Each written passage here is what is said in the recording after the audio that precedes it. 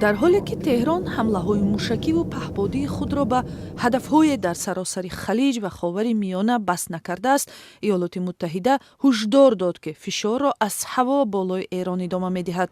این وضع نگرانی‌ها را از توسعه‌یابی نزاع در فراتر منطقه بیشتر کرده است.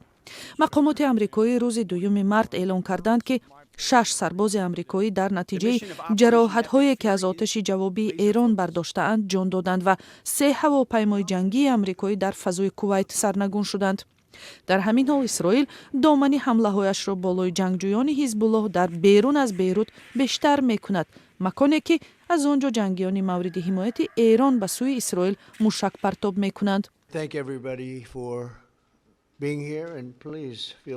پرزیدنت امریکا در اظهارات اولینش بعد از شروع جنگ تهدید ایران را قریب الوقوع قلمداد کرد. دونالد ترامپ روز 2 مارس در یک مراسم در کاخ سفید گفت: این شانس آخرین و بهترین ما برای ضربه زدن بود و ما حالا همین کار را میکنیم تا تهدید غیر قابل تحملی که از این رژیم بیمار و شوم برمی آید از بین برده شود. آنها واقعا هم بیمار و شوم هستند. هدفهای ما مشخصند. پیش از همه ما توانایی موشکی ایران را از بین میبریم. خودتان میبینید که این حالت هر ساعت تکرار می شود و آنها قابلیت آفریدن نمونه های نو را دارند. آنها مواد خیلی خوب استحصال میکنند.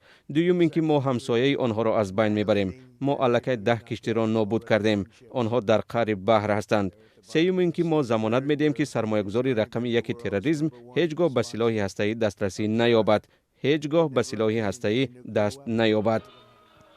بعدی در نتیجه حمله‌های اسرائیل و آمریکا کشته شدن بسیاری از رهبران بلندپایه ایرانی از جمله رهبر عالی آیت الله علی خامنه‌ای، مقامات کنونی کشور در تلاش معین کردن رهبران نو هستند. علی لاریجانی رئیس شورای عالی امنیت ملی ایران امکانی گفتگو با واشنگتن را رد کرد، هرچند ترامپ اشاره نمود که چنین مذاکره امکان پذیر می باشد.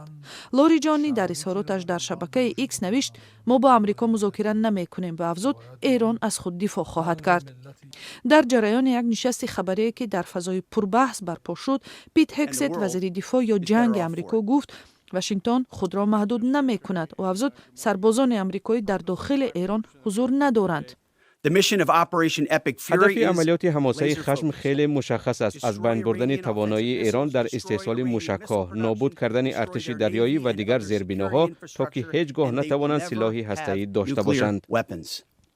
با توسعه یابی نزاع ایران در تلاش پیدا کردن پشتیبانی‌های دیپلماتی در بیرون از منطقه می باشد.